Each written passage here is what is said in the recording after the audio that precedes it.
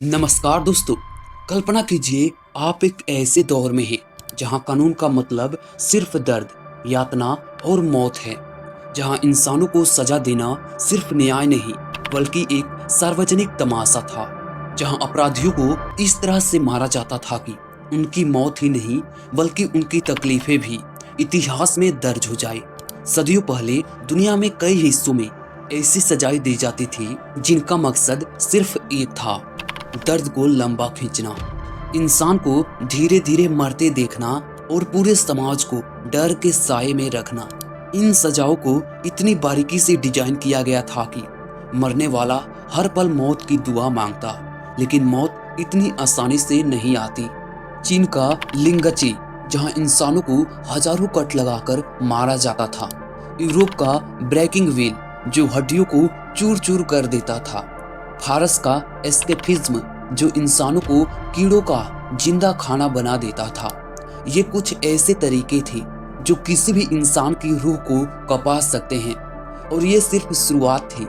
ऐसे ही कुछ सबसे भयानक सजाओं के बारे में जानने के लिए इस डॉक्यूमेंट्री में हमारे साथ रहिए, क्योंकि आज हम इतिहास के उन अंधेरे पन्ने को पलटने जा रहे हैं जहां इंसान खुद इंसानियत का सबसे बड़ा दुश्मन बन गया था। नंबर 1, लिंगची, जिसे हजारों कटु का द्वार मृत्यु भी कहा जाता है।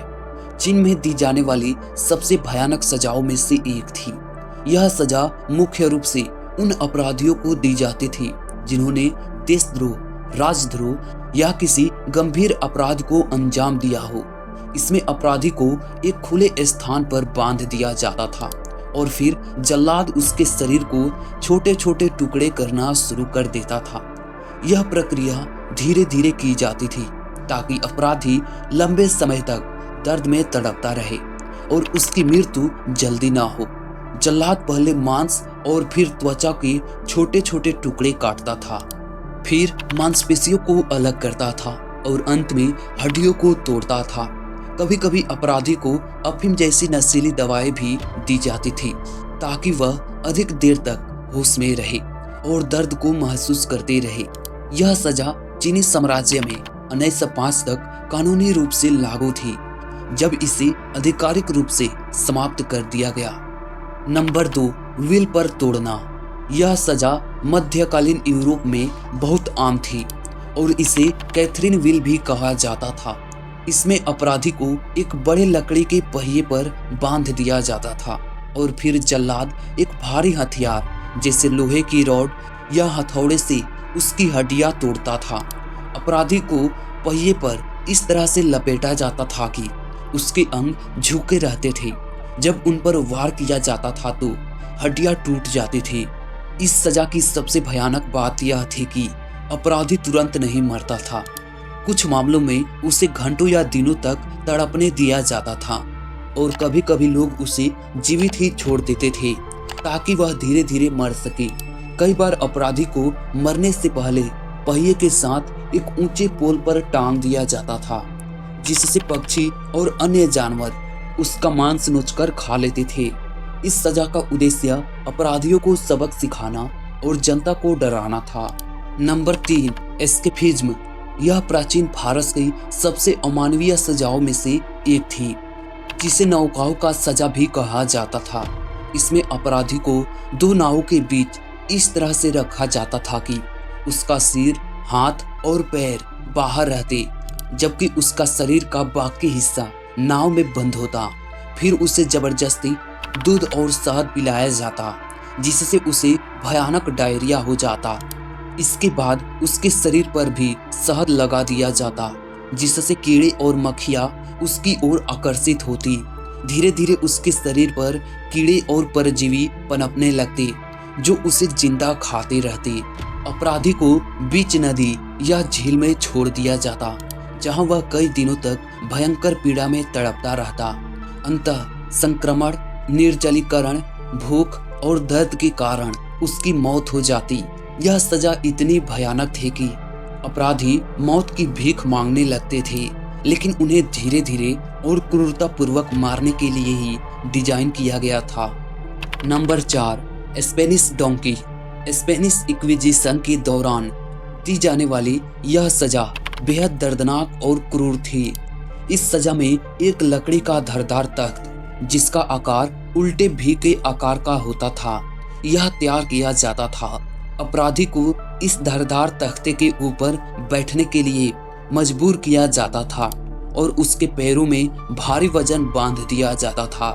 जैसे जैसे समय बीतता, वजन की वजह से उसका शरीर धीरे धीरे दो भागों में कटने लगता। कई बार यह प्रक्रिया कुछ मिनटों में ही व्यक्ति की मौत का कारण बन जाती, लेकिन कुछ मामलों में उसे घंटों या दिनों तक इसी स्थिति में रखा जाता ताकि वह असहनीय दर्द से गुजरता रहे। इसे मानसिक और शारीरिक दोनों रूप से यातनादायक माना जाता था, क्योंकि पीड़ित अपनी मृत्यु को धीमे धीमे महसूस करता था। Number 5, bullying to death. मृत्यु का यह क्रूरतम विधि मुख्य रूप से यूरोप और एशिया के कुछ हिस्सों में प्रचलित थी।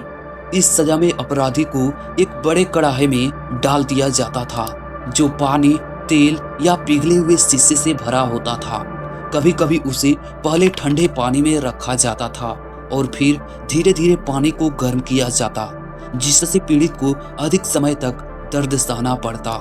कई बार अपराधी को आधे तक उबालकर बाहर निकाल दिया जाता ताकि वह अत्यधिक जलने और पीड़ा के बावजूद जीवित रहे और अधिक समय तक यातना झेले। यह सजा मुख्य रूप से जासूसों, जहर देने वालों और विश्वासघातियों के लिए इस्तेमाल की जाती थी। इंग्लैंड के हेनरी 8 के शासनकाल में कुछ अपराधियों को इस विधि से मारा गया था। यह सजा इतनी भयानक थी कि इसे सार्वजनिक रूप से अंजाम दिया गया था ताकि अन्य लोग इसे देखकर डरे और अपराध करने से बचे। नंबर 6, इम्प्लेटमेंट। इतिहास की सबसे भयानक सजाओं में से एक मानी जाती है, जिसे मुख्य रूप से व्लाद द इम्पेलर, जिसे टेकुरुला भी कहा जाता है। इसमें अपराधी के शरीर के आर पार एक नुकीली लकड़ी या धातु के छड़ घुसा दी जाती थी। यह छड़ उसके गुर्दा यानी योनि में प्रवेश कराई जाती थी और धीरे धीरे शरीर के दूसरे छोर से बाहर निकाल दी जाती थी। लेकिन इस तरह की व्यक्ति तुरंत ना मरे। इसे इस तरह से डिजाइन किया गया था कि अपराधी अधिक से अधिक समय तक जीवित रहे और असहनीय दर्द महसूस करता रहे। कई बार अपराधी को खड़े खड़े छड़ में बैठा दिया जाता था और गुरुत्वाकर्षण की वजह से वह धीरे धीरे नीचे सरकता जाता था, जिससे छड़ उसके शरीर में और गहराई तक धंसती जाती थी।